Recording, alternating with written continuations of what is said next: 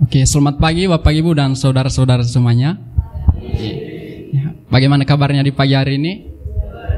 Puji Tuhan. Saya percaya bahwa kita datang beribadah di pagi hari ini bukan sebuah kesempatan, bukan sebuah kebetulan, tetapi saya percaya kita datang di tempat ini itu menandakan bahwasanya kita percaya kepada Tuhan Yesus dan kita menunjukkan bahwasanya kita mengucap syukur kepadanya dan meresponi bagaimana kebaikannya dalam kehidupan kita. Ada amin Bapak Ibu? Puji Tuhan.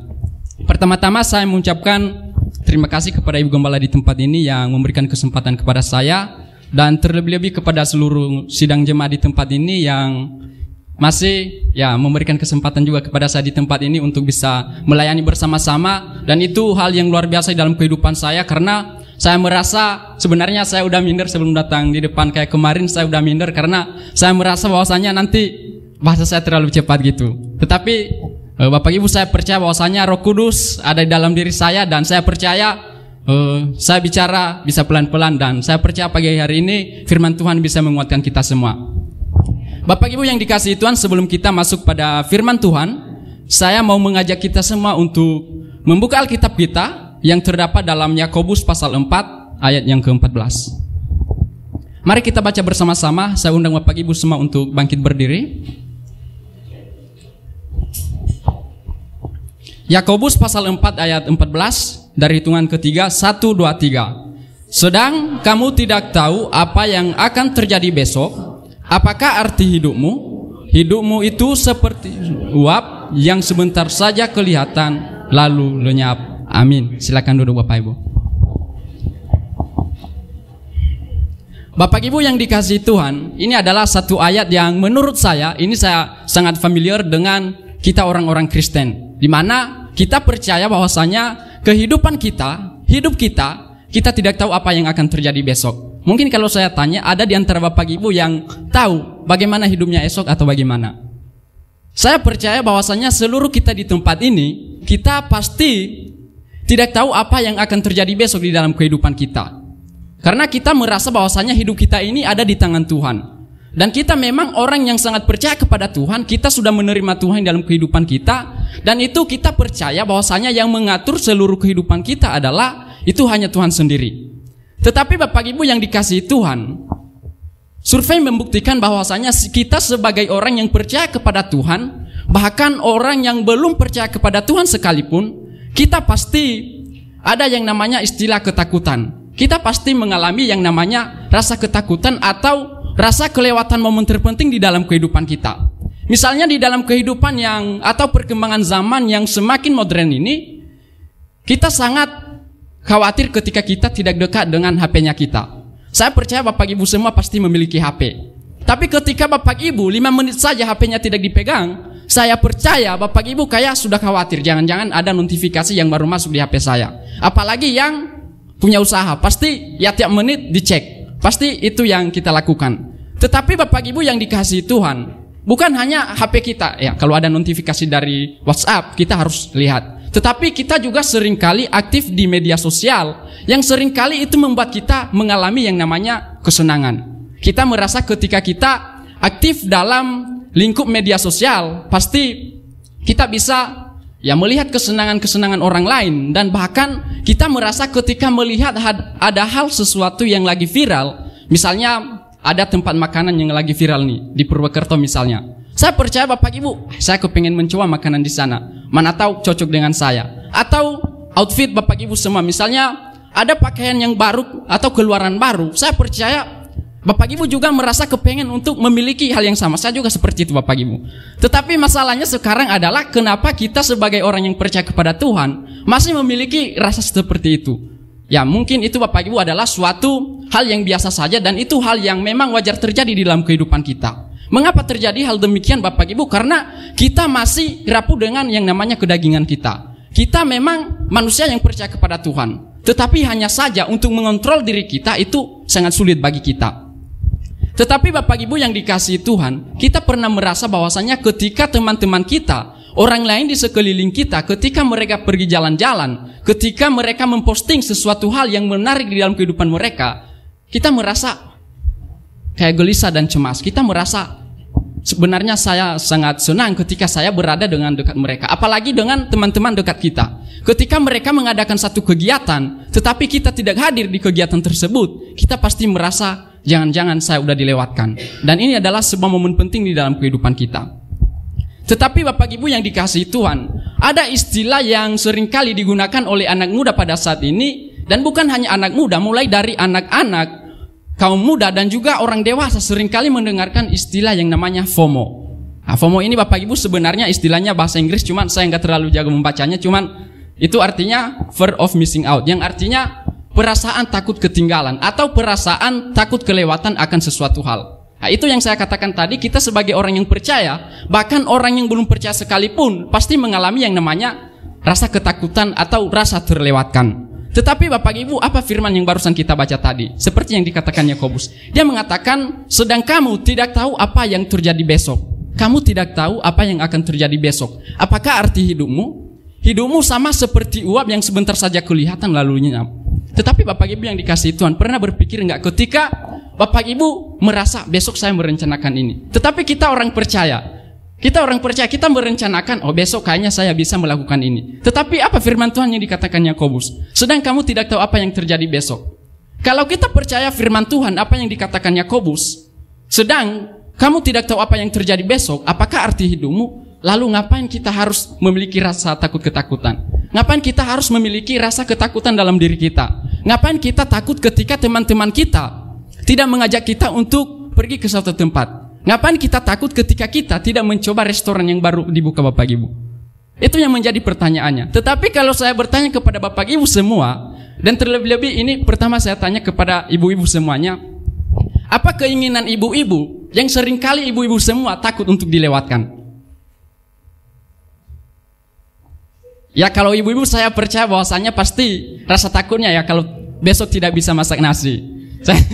Saya percaya ketika Bapak Ibu, kalau ibu-ibu pasti mereka ketakutannya bagaimana besok kalau saya tidak bisa masak nasi, atau bagaimana kalau perlengkapan dapurnya tidak terlengkapi. Tetapi kalau saya tanya kepada bapak-bapak semua, apa keinginan bapak-bapak semua yang saat ini mungkin bapak-bapak takut untuk terlewatkan? Ya pasti jangan dijawab Bapak Ibu dalam hati saja. Dan saya percaya bapak-bapak semua ya takut kehilangan istri. Tetapi Bapak Ibu yang dikasihi Tuhan, ini adalah istilah yang namanya FOMO, rasa takut ketinggalan. Tetapi Bapak Ibu yang dikasihi Tuhan, sebenarnya ketika kita memiliki rasa ketakutan akan keinginan kita, sebenarnya kita sedang kehilangan yang namanya kebutuhan kita. Kita sebagai orang yang percaya kepada Tuhan, kita seringkali takut kehilangan momen penting di dalam kehidupan kita. Kita takut kehilangan keinginan kita dibandingkan dengan kita takut dengan apa kebutuhannya kita. Itu realita kita sebagai orang yang percaya. Kita takut kita tidak bisa membeli beras besok dibandingkan dengan kita takut dengan tidak melakukan doa pagi. Ini realita kita sebagai orang yang percaya. Kita takut ditinggalkan oleh teman-teman kita. Kita takut tidak membawa HP. Tetapi realitanya kita tidak takut melewatkan doa pagi.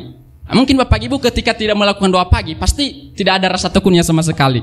Saya percaya semuanya ketika kita semua tidak melakukan doa pagi, ya udah besok kan masih ada. Tetapi ada lagi yang kita tidak takuti Bapak Ibu. Ketika kita tidak ikut komsel di tempat ini, kita ya udah kan ada minggu depan. Dan ini seringkali kebenaran yang sebenarnya itu sudah benar. Seringkali kita melakukan kesalahan-kesalahan kecil yang pada akhirnya kesalahan-kesalahan kecil itu menjadi suatu kebenaran dalam diri kita. Yang di pandangan orang lain itu adalah sebuah kesalahan. Tetapi Bapak Ibu yang dikasihi Tuhan, seperti yang dikatakan Yakobus, jika hidup kita ini seperti uap, kita habiskan hanya untuk sekejap, hanya untuk hal yang sia-sia. Kita hanya mengejar validasi, kita hanya mengejar kita menjadi terpopuler, kita hanya mencari kesenangan sesaat saja.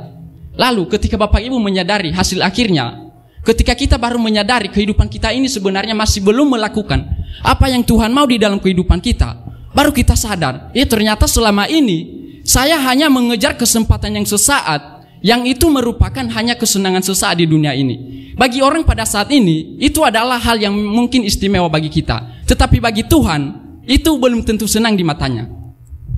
Tetapi Bapak Ibu yang dikasihi Tuhan, bukannya kita punya iman, kita punya pengharapan kepada Tuhan, dan yang pada akhirnya kita berusaha melakukan apa yang Tuhan perintahkan kepada kita. Tetapi Bapak Ibu yang dikasihi Tuhan, kita memang manusia yang selalu terpuruk oleh keinginan kita. Tetapi saya percaya dengan kita menerima Tuhan di dalam kehidupan kita, dengan kita percaya kepada Tuhan, dengan kita percaya akan kemahakuasaan Tuhan, saya percaya Bapak Ibu semua bisa meninggalkan ketakutan tersebut dari keinginannya dengan menuluankan ketakutan akan kebutuhan firman Tuhan. Ada amin Bapak Ibu? Puji Tuhan. Pada pagi hari ini mari kita melihat satu kisah dalam Alkitab yang dituliskan di dalam Matius pasal 25 ayat 1 sampai ayat yang ke-13. Bapak Ibu yang dikasihi Tuhan, nanti Bapak Ibu bisa membaca di rumah masing-masing, karena ini ayatnya terlalu panjang menurut saya. Maka saya menceritakan secara detail kepada Bapak Ibu, walaupun tidak detail banget, tetapi saya akan menceritakan apa yang dikisahkan di dalam ayat ini, di dalam bagian ini. Yang pertama Bapak Ibu yang dikasihi Tuhan, ini bagian yang dituliskan oleh Matius pasal 25 ayat 1 sampai dengan ke-13 ini, judul perikopnya adalah perumpamaan tentang 10 gadis. Ini adalah perumpamaan tentang 10 gadis. Dan ini Bapak Ibu berbicara tentang masalah hari akhir zaman atau hari penghakiman. Namun untuk kita ketahui bersama Bapak Ibu yang dikasihi Tuhan, Injil Matius ini ditulis oleh Matius sendiri, yang dulunya itu dia dikenal sebagai seorang pemungut cukai. Dia orang yang awalnya tidak percaya dengan Tuhan, tetapi ketika dia merasakan lawatan Tuhan, merasakan belas kasihan Tuhan, maka akhirnya dia bertobat dan mau ikut kepada Tuhan Yesus, yang pada akhirnya ia menjadi salah satu dari 12 murid Tuhan Yesus. Namun Bapak Ibu yang dikasihi Tuhan, tujuan Matius menulis kitab ini yaitu untuk orang-orang yang percaya, dengan tujuan supaya Yesus itu bisa dibuktikan dan bahwasanya Yesus itu adalah Mesias yang sudah lama dinantikan. Saya percaya Matius menuliskan ini ketika dia sudah merasakan anugerah Tuhan di dalam kehidupannya. Tetapi Bapak Ibu, dalam bagian yang barusan kita baca, ini berbicara tentang perumpamaan 10 gadis. Di ayat yang pertama ini dikatakan, kerajaan sorga seumpama 10 gadis. Ya, di sini dikatakan Tuhan Yesus berkata, kerajaan surga itu seumpama 10 gadis. Namun 10 gadis ini Bapak Ibu terbagi dalam 2 golongan. Terbagi dalam 2 golongan. Ini golongan yang pertama, Alkitab mencatat bahwasanya 5 diantaranya dikatakan gadis bodoh, dan 5 diantaranya adalah gadis yang bijak.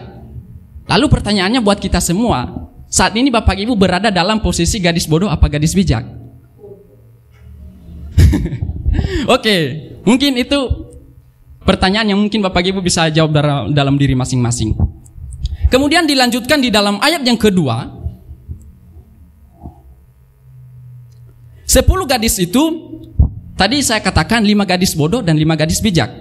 Kemudian dilanjutkan, gadis-gadis yang bodoh itu membawa pelitanya tetapi tidak membawa minyak.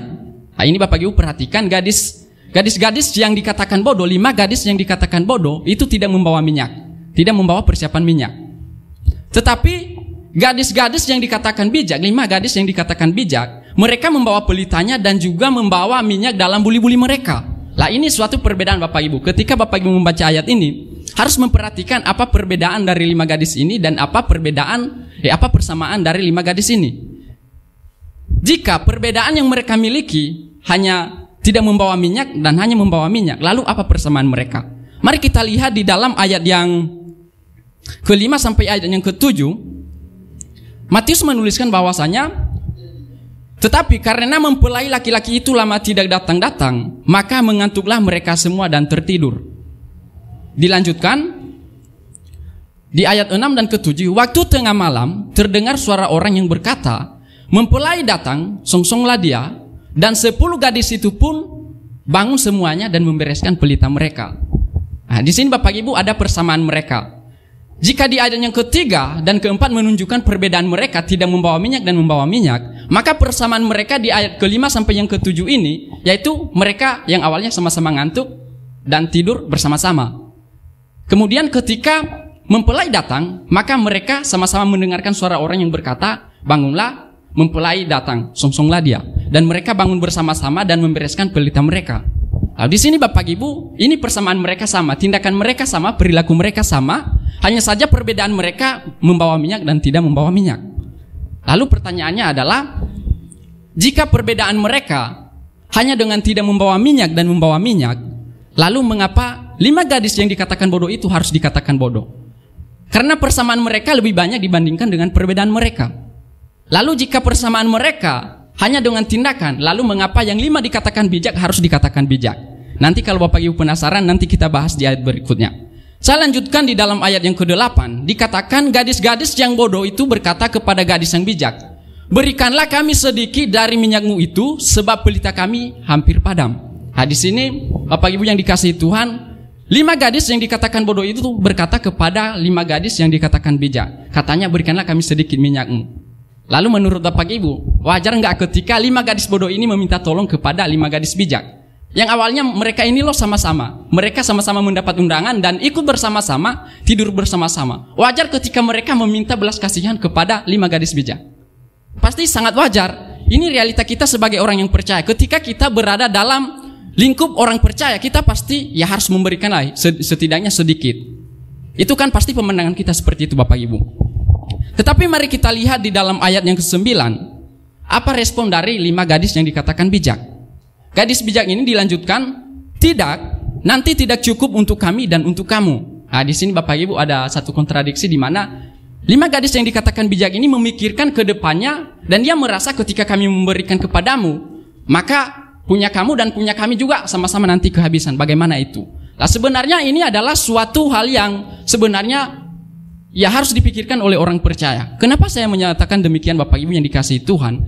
Sebenarnya ketika 5 gadis bodoh yang dikatakan bodoh meminta belas kasihan, meminta minyak kepada 5 yang dikatakan bijak, sebenarnya gadis bijak ini sudah mempersiapkan diri. Pasti ketika kita pergi ke suatu tempat, kita pasti mempersiapkan apa yang akan kita bawa. Misalnya ketika kita datang ke satu pesta, ya kalau misalnya kita harus membawa kado, pasti kado itu yang utama kita bawa. Kita pasti tidak lupa dengan kadonya kita.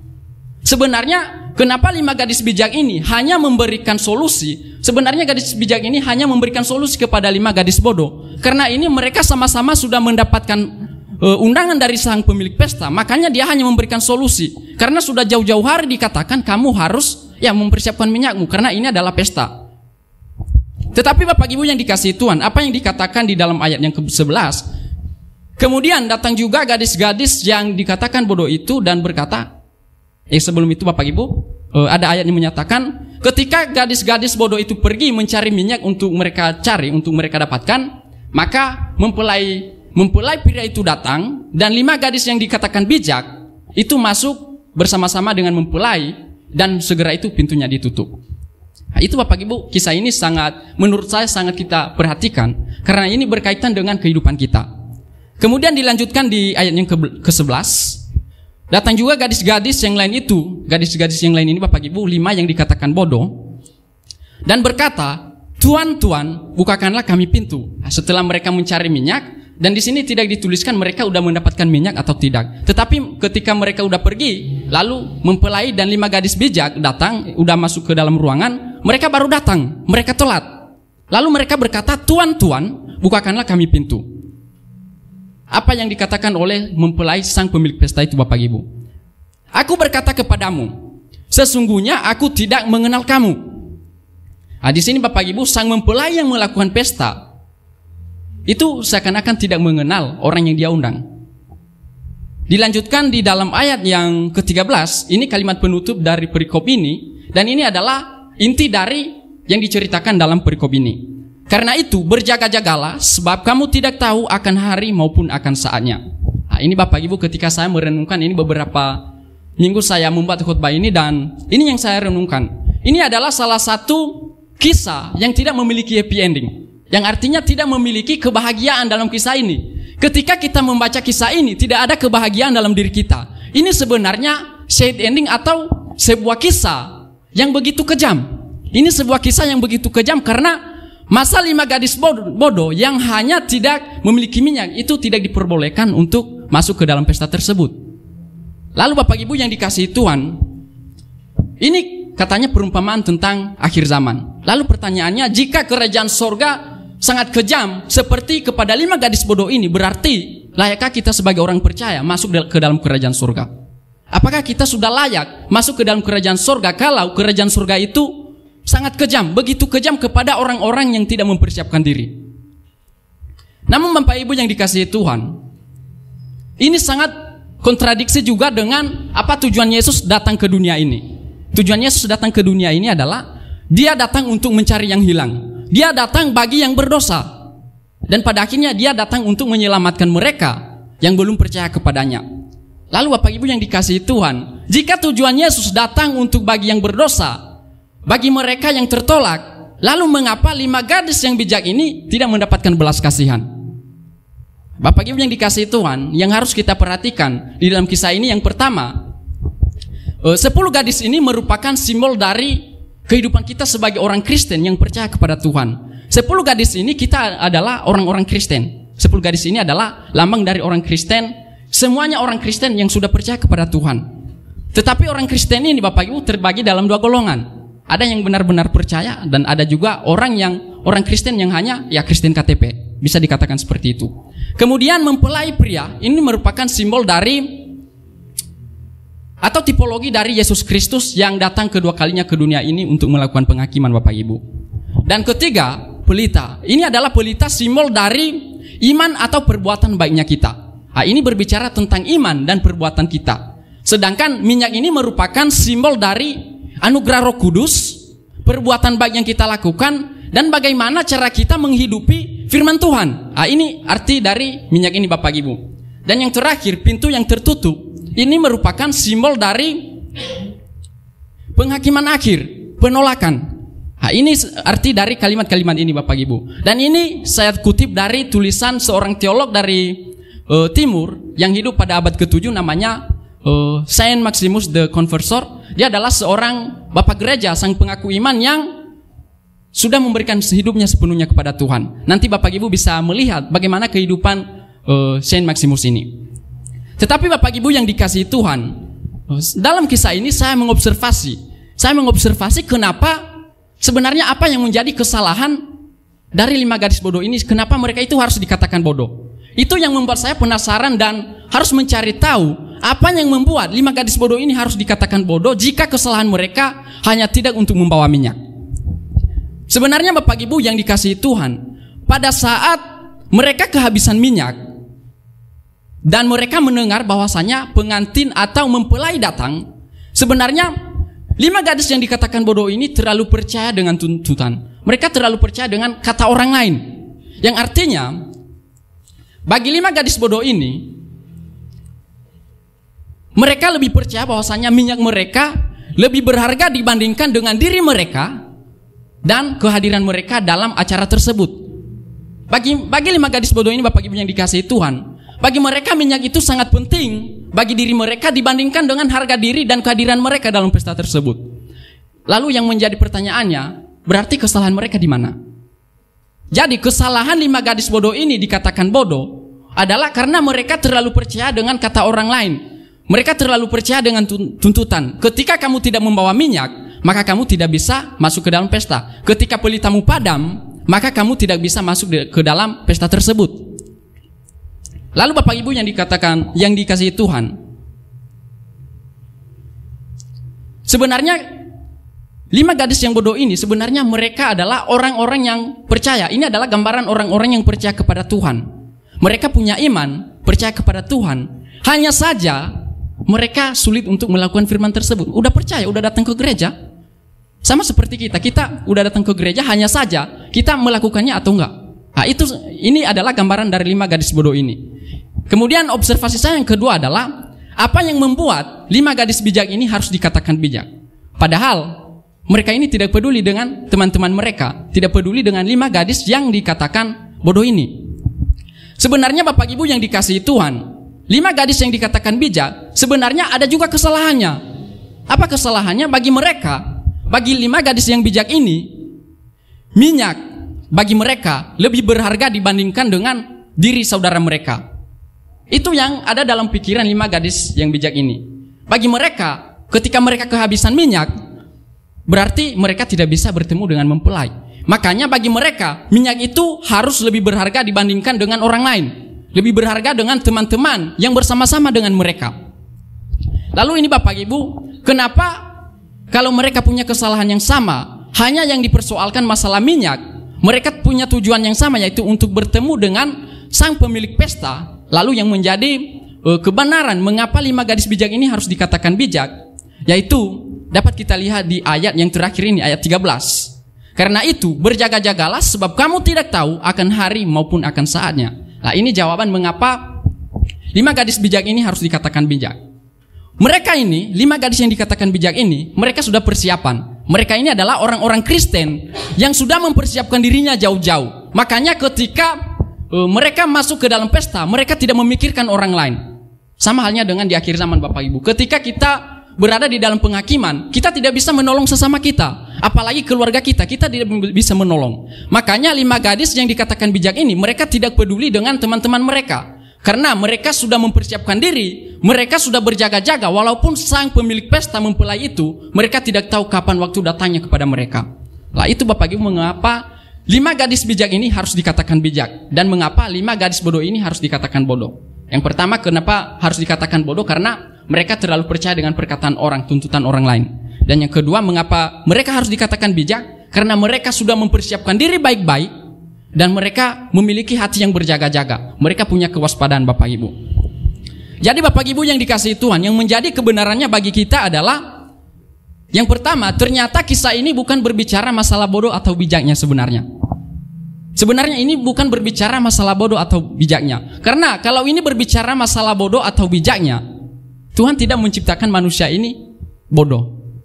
Tetapi kenapa manusia seringkali dikatakan bodoh? Karena manusia itu suka dibodoh-bodohi. Itu sebenarnya kenapa manusia ini harus dikatakan bodoh, karena mereka suka dibodoh-bodohi. Tetapi Bapak Ibu yang dikasihi Tuhan, mengapa ayat ini atau bagian ini tidak berbicara masalah bodoh atau bijaknya? Karena kalau kita melihat tujuan dari 10 gadis ini sama-sama memiliki rasa ketakutan. Apa rasa ketakutan mereka Bapak Ibu yang dikasihi Tuhan? Yaitu takut tidak bertemu dengan sang mempelai. Itu mereka sama-sama takut untuk tidak bertemu dengan sang mempelai. Yang artinya yang bodoh harus mencari minyak untuk bisa bertemu, dan yang bijak ya tidak memberikan minyak mereka kepada orang lain supaya mereka bisa juga bertemu dengan sang mempelai. Jadi yang kedua Bapak Ibu yang menjadi kebenarannya bagi kita adalah, ternyata kerajaan surga itu begitu kejam kepada mereka yang tidak memiliki persiapan. Yang artinya Bapak Ibu, ketika kita orang Kristen masih belum memiliki persiapan, maka sangat berat bagi kita menganggap kerajaan itu sangat mudah, kerajaan surga itu sangat mudah. Bagi kita, berarti surga itu sangat sulit ketika kita tidak memiliki persiapan. Sama halnya dengan 5 gadis bodoh ini Bapak Ibu. Ketika mereka tidak memiliki persiapan, tidak membawa minyak dalam buli-buli mereka, akhirnya mereka mengalami penolakan. Mereka mengalami penolakan dan pada akhirnya tidak bisa ikut dalam kegiatan tersebut. Namun Bapak Ibu yang menjadi kabar baiknya bagi kita adalah, walaupun kita ini ya tergolong dalam 10 gadis ini, baik dikatakan bodoh dan dikatakan bijak, maka yang perlu kita sadari adalah kita harus menyadari siapa diri kita yang sebenarnya. Kalau kita sudah menyadari siapa diri kita sebenarnya, maka saya percaya Bapak Ibu bisa menarik satu kesimpulan di dalam dirinya. Saya percaya ketika Bapak Ibu menyadari siapa dirinya yang sebenarnya di hadapan Tuhan, maka Bapak Ibu bisa menarik keputusan-keputusan yang tepat, yang itu bisa menyenangkan hati Tuhan. Dan ini Bapak Ibu yang dikasihi Tuhan, kita sebagai orang yang percaya kepada Tuhan, terkadang kita seringkali tergolong dalam 5 gadis bodoh dan 5 gadis bijak. Kenapa saya menyatakan demikian Bapak Ibu? Karena ketika kita seringkali memenuhi keinginan kita, ketika kita seringkali takut kehilangan keinginan tersebut, maka kita melupakan Tuhan. Yang pada akhirnya ketakutan tersebut lebih berkuasa di atas kehidupan kita dibandingkan dengan Tuhan. Itu yang seringkali kita alami Bapak Ibu. Jadi Bapak Ibu yang dikasihi Tuhan, ketika kita merasa punya Tuhan, kita sudah percaya kepada Tuhan Yesus, maka kita bisa ada rasa takutnya, tetapi rasa takut ketinggalan akan firman Tuhan. Jangan sampai kita memiliki rasa takut, tetapi rasa takut untuk keinginan kita. Jadi Bapak Ibu yang dikasihi Tuhan, yang menjadi ajakan saya bagi kita semua di pagi hari ini adalah, yang pertama, bagi kita yang merasa dirinya bodoh, sebenarnya jangan merasa diri bodoh Bapak Ibu yang dikasihi Tuhan. Karena orang lain mengatakan kita bodoh karena kita suka dibodoh-bodohi. Jadi jangan menganggap diri bodoh karena kita adalah ciptaan Tuhan yang segambar dan serupa dengan Tuhan. Ketika kita dikatakan bodoh, ketika kita merasa diri kita bodoh, berarti kita sudah mengatakan Tuhan Yesus itu bodoh. Karena ada ayat yang menyatakan bahwasanya apapun yang kamu lakukan bagi yang hina ini, maka kamu telah lakukan bagi aku. Berarti ketika kita menganggap diri kita bodoh, berarti kita sudah mengatakan Tuhan Yesus itu bodoh. Dan yang kedua, bagi kita yang merasa dirinya kita bijak, maka perhatikan, jangan sampai bangga dengan kata bijak yang dikatakan orang lain kepada kita. Coba evaluasi diri kita, mana tahu kita belum layak untuk dikatakan bijak. Dan bisa jadi orang yang dikatakan bodoh itu bisa bijak, dan orang yang dikatakan bijak itu bisa dikatakan bodoh. Jadi Bapak Ibu yang dikasihi Tuhan, jangan sampai rasa takut yang kita miliki saat ini, kecemasan yang kita miliki saat ini, itu dapat berkuasa di dalam diri kita, bisa berkuasa atas kehidupan kita. Tetapi rasa takut yang kita miliki, mari kita jadikan sebagai rasa haus akan firman Tuhan. Seperti tema kita, jiwaku haus akan Allah. Ketika kita memiliki rasa takut akan Tuhan, itu berarti jiwa kita haus akan Allah.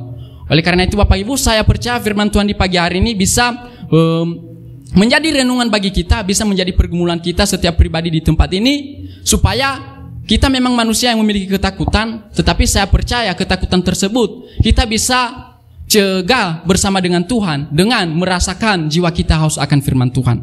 Jadi Bapak Ibu, demikian firman Tuhan yang bisa saya sampaikan buat kita semua di pagi hari ini. Tuhan Yesus memberkati. Saya kembalikan kepada Ibu Gembala.